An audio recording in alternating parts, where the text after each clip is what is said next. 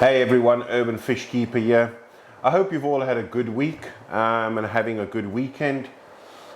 Today I'm going to talk about tannins, and before I get to tannins, let me just run you through, I suppose, my week. Not that you necessarily want to know what I did in my week, but so we've had a couple of interesting things happen this week. One of the Kmart aquariums, this one in particular, started leaking. And I got a phone call from my wife on Friday morning at the office to say, hey, you've got water leaking out of one of your aquariums. So between her and my son, they sorted it out, and when I got home, I had a spare and I was able to put it up there. But very unusual to get one of these Kmarts. It's only 20 litres in these things for it to start leaking. It could be an indication that this stand is maybe starting to show a little bit of bowing, and that's maybe what caused it. So I'll have to keep an eye on that and see how it goes. The other thing is, I want to say a massive thank you to everybody that subscribed. We've hit 1,000 subscribers. Now, for anybody starting out a new channel, you know, that's the big magic number that you want to try and achieve, or you know, that you like to see is 1,000 subscribers. So thank you to everybody that subscribed. I really appreciate it. This has never been about subscriptions or, you know, making money from YouTube or whatever, you know, any of that kind of stuff. This has been about sharing what I do, limited space, small aquariums, and sharing some of that with you. And hopefully it helps some people, or some people take things away from it and give it a go. And that's what it's about. The other thing is, yesterday was a really good day. I went to go visit an aquarium store that I'd never been to before, and I actually didn't even know it existed. And it's about 45, maybe an hour north from me. And I popped in there yesterday to have a look. Really impressed. I almost walked in there and felt this is like a little gem that, you know, I don't know how many people know. Maybe a lot of people up in the Brisbane area know about it, but I wasn't aware of the store. Spoke to the owner and he said, yep, more than happy for me to take a camera there. So I'm hoping next weekend to take the camera there. Really nice store, and I think you'll really like what you see in the store. The thing that impressed me the most about the store was that it had the normal run-of-the-mill fish, but it also had some unusual stuff in there, and I'm hoping next weekend when I go that a lot of that unusual stuff is still there. So that was really good. Good setup, good selection of dry goods, foods, good selection of fish, really nice run store, very friendly. I've never been there before, but was really impressed by it. So to me, it's like a little bit of a hidden gem, and hopefully I can take you all there next weekend and share that with you. Of course, because it was a new store and I've never been there, I spent money, probably more than I should have. Did a new setup yesterday afternoon behind me, and I'll share this in a future video with you, what I've got there and what I'm trying to do there in that tank. But anyway, let's get to tannins. That's what today's video is about. Oh, before I start, the other thing is, apologies for last weekend's video. I had a lot of problems with YouTube last weekend.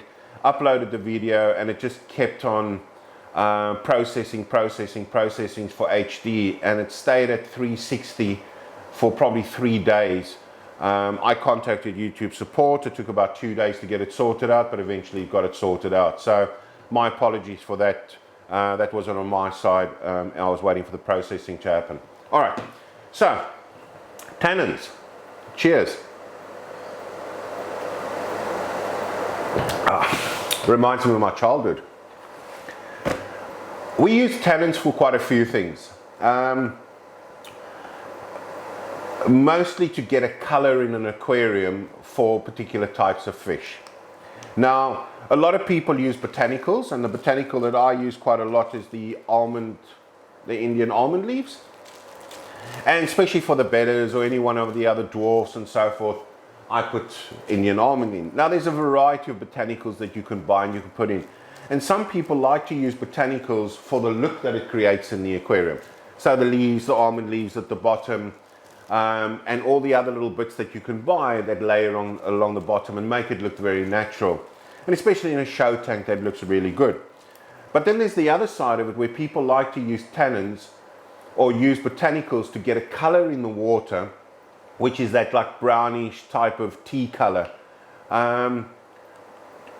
one is it settles the fish, it makes it look more natural, and in a lot of instances it seems to assist and help in breeding. Now, one of those products that people don't use to create tannins is this one that I do use. And maybe it's a bit of a secret, and maybe it's one of those that a lot of people don't share, but there's a fair amount of people internationally and worldwide that use this product to create that look or get those tannins in their water. And there's only one that they use when it comes to this kind of thing, tea, and that's rooibos. Now, that's my background is South African, so I know this tea very well. And directly translated, rooibos is red bush, so red bush tea. Now, it's a tea that is found in South Africa, and it is a bush that's found on the western coast of South Africa, so the west side, the side that I originally come from. Now, the good thing about rooibos or red bush is that it's a non-caffeine tea. It doesn't affect your water parameters. It creates the tannins, or gives you the tannin look in the aquarium, and it helps to settle the fish. Now, does it lower the pH? I don't think it really lowers the pH. It doesn't seem to react in any way negatively in your water or fish. If anything, I think it is a positive. Look, if you go and do research on rooibos tea, you will see that it's got a lot of properties, good properties to it. Antioxidants, there's medical, it helps with certain medical components, and there's a lot of good to it. Now, it's a tea that in South Africa it's a tradition. Most people there would drink rooibos tea. As my kids growing up, we would make rooibos tea, put it in the fridge, let it cool, and they'd get it in their bottles. It's even, the use of this is even handed over from generation to generation, where you mix this into creams and you can use it for eczema and skin things, ailments, and there's a lot of the older people in South Africa have these remedies that they use rooibos for. Now, this is not a medical channel, so we're not going to go into what ailments you can fix with rooibos. But if you're looking for a product that you want to create and add tannins to your water, whether you're keeping betas or you're keeping dwarfs or particular angel species, etc., rooibos is definitely a really good viable solution. And I think the antioxidants and so forth in the tea also helps the fish. Now, there is a rumor in the industry. I don't know if it's a rumor. It's one of the things that I'm not able to prove, and I couldn't do research to prove it. But it is believed that the ultim importers, when they get ultims in to different various countries to settle the ultims down, ultim angels in particular, that are quite sensitive, got long fins and all the rest of it, they use rooibos in those aquariums to help those fish settle. Now, whether that's true or not, I don't know. But I know there are people worldwide that use rooibos as a tannin in their aquariums. Now, some people may say, oh, is it really safe? Well, you know what? I use it in some of the aquariums. And I thought the one aquarium that I don't use it in is the discus behind me. And there's a couple of fry swimming around with the parents again. But, to show that there's nothing wrong with it, I just poured a whole glass of rooibos in that tank yesterday. And, they're fine. I have no doubt that it's not a harmful product. It won't do anything to your fish. So, how do you use it? First of all, let's go to which one do I use. So, it doesn't really matter. If you can, in your country, most countries have got rooibos or red bush that you can buy from certain stores, or specialist stores, tea stores may have it. Here in Australia, you can just get it at your Woolworths and your Coles. Now, the one that I grab I normally grab an organic one. So, not too worried about the brand, but I make sure that it's organic.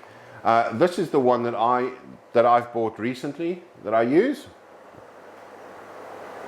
Narada Organics, and that's that's the rooibos that I purchased. Now, in a box like this, you get 100 of these little tea bags. And if you're just using it for aquariums, then it will last you a fair while. I drink rooibos, so it won't last forever, but this is the one I buy. Now, from a cost point of view, 100 tea bags, I think the organic one, this one was about $9 Australian. So not too bad. It's not the cheapest, but not too bad. Now, the question that most people will ask is, well, how much do I use? Now, there's a couple of ways you can use this. You can take the tea bag as is and you just toss it in one of the tanks behind the filter or in the filter, or just leave it floating in the tank. Doesn't matter.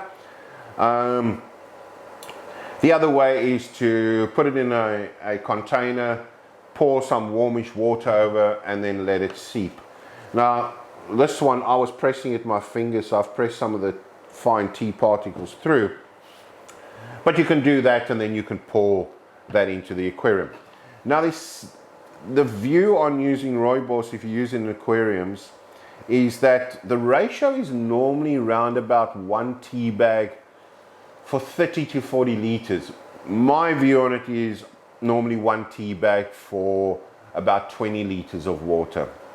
But if you just want to stay in the water, then take a couple of tea bags, put it in a bucket, pour some warm water in there, leave it for 24 hours or however long you want to leave it.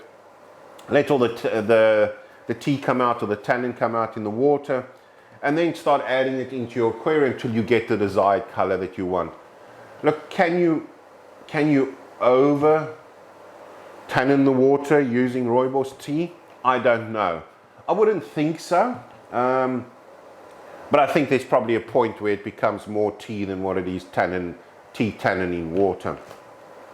Anyway, guys, that's really what I wanted to share with you. Was one of those little secrets that a lot of people don't talk about, but it's using rooibos tea, redbush tea, to create some tannins, or get the tannins in your aquariums, and can help with your breeding, settling down your fish, etc. And it's for fish that come from those kind of areas, rivers that are full of tannins and so forth.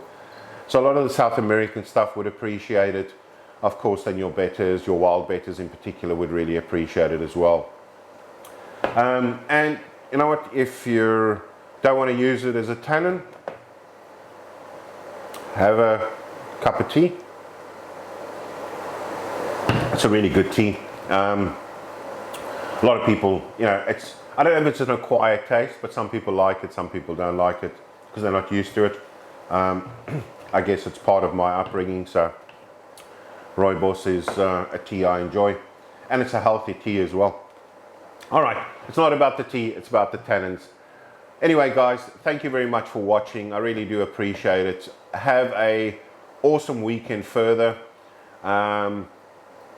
Take it easy, look after yourselves, stay safe, enjoy the breeding, try new things, have fun with it, and then hopefully next weekend I'm off to that store, can show you what that store is like. I think you guys will really like seeing what that store, I was very impressed by the store. And then I'll share with you soon what I'm trying to do in this aquarium. I've got some new stuff in here that I need to share with you, and we've got some new in here, probably some of the easiest cichlids to breed that I want to share with you as well. All right, guys, have a good one. Take it easy. Urban Fish Keeper out.